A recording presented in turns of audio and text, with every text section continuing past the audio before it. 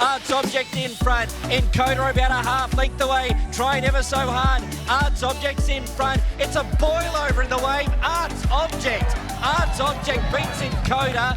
Kurt, we're in front of Arts Object, a horse that is very special to you, winning the wave last year. We're heading into the first up run this Saturday, the Tats Recognition Stakes. How's she coming along? Yeah, she's come along really well. She's only had the one trial this time in, but been very pleased with how she's sort of progressing and not that we ever really expect too much out of her first up. And obviously, like you said, she won the wave last year, and that's the end target again, this campaign. It's sort of fallen into your favour this year with the no age restriction on the race. Obviously, winning it last year restricted to 3 and 4 year olds. Prize money's gone up, and you're still eligible now as a 5-year-old. Yeah, it's funny. I have to thank Barry Bowditch and Jerry for adding that race, but because she was actually booked on a truck to go to Melbourne to Peter Moody's for the Spring Carnival, but when they made that announcement, we kept her here and sort of made that a bit of a target. So, she obviously only had a short break. She had a nice preparation last time in, but again, we were hampered with wet tracks and things like that. So it was a bit of a slow start. But we learnt more about the horse, and I think as she's getting older, she's making my job a lot easier as a trainer. Is it more that she takes a few runs to get going, or last preparation she was sort of smack bang in the winter carnival, and the races weren't, easy to win at the best of times? Was it sort of a combination of two things? Yeah, I think it is. I think she's sort of a fringe horse for me. I think she's definitely got the ability to win a stakes race, a listed or a Group 3 race, but she needs everything to go her way. And obviously that winter carnival, we were sort of hoping that we'd find a nice suitable race for her, because being a mare by Zoo Star, she's going to be quite valuable the day she sort of goes to stud. But any black type we can get is going to be more beneficial to her. But I think you're right. We hit wet tracks first up, which just slowed our preparation down. And when I'd planned to sort of get to those races, second, third, fourth up, she wasn't quite fit enough. And I think, I think that just sort of hurt us. So she's quite a tricky mare.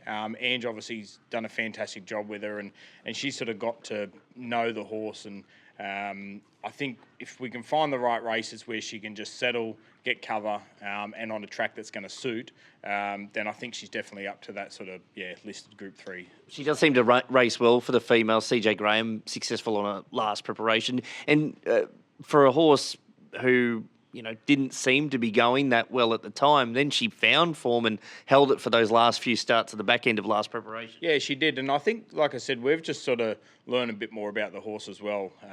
She's tricked me a few times where I've thought, we've had a horse fit enough to go to the races, and she's sort of pulled up and she hasn't been, but she's always been really strong through the line. So she's always given me plenty of encouragement from her runs that she's got more improvement to come, and it's just tricky just trying to find the right sort of track and distance. And I mean, the 1800 here seems to be that pet distance for her.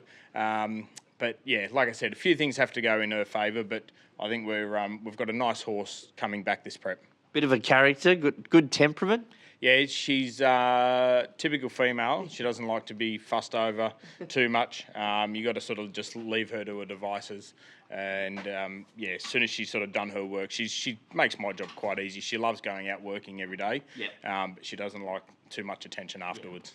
What's the you kick off on Saturday, the Recognition Stakes, looking like a wet track, although the forecast is getting better.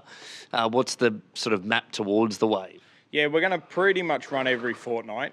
She'll go from that into the tail stakes at the start of December, 1500.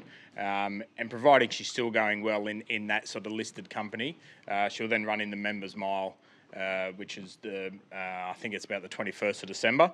And that'll just tell me whether or not I need to squeeze one more run into her or not. So she's she's very sound mare, so if I do need to throw a week back up in the middle of the preparation, I can, because she does do very well. She's quite burly still. She's a little bit fat. So I'll just assess her sort of mid-December and work out whether she'll have another run or even a trial in between there. But at this stage, that's the plan, and hopefully head to the way fourth up. Things are ticking over well for the stable as you sort of head towards the summer carnival? Yeah, I think so. I've got another little horse there, indubitably, that I'm going to try and get to the Country Cups race with her.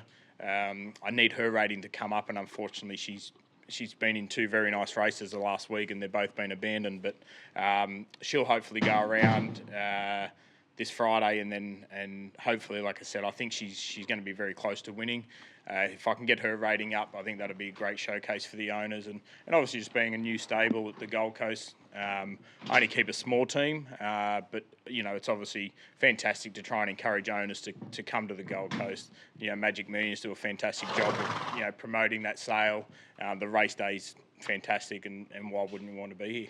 And just with the changes to the carnival as well, Kurt, it does enable a horse like her to, like you said, could have easily gone to Melbourne, but now she stays in Queensland for that extra 6 to 12 months. Yeah, definitely. And like I said, I mean, that's, no disrespect to the opposition, but you look at even this first up run, albeit we're not expecting too much from her. It's not a very strong race for a listed quality. And like I said, being a mare by Zoostar, any sort of black type on her page is only going to benefit her once she sort of heads to the sales or to the breeding barn. So once I saw that those races were available, Magic Millions made that announcement of opening the wave up to 5-year-olds or 6-7-year-olds as well.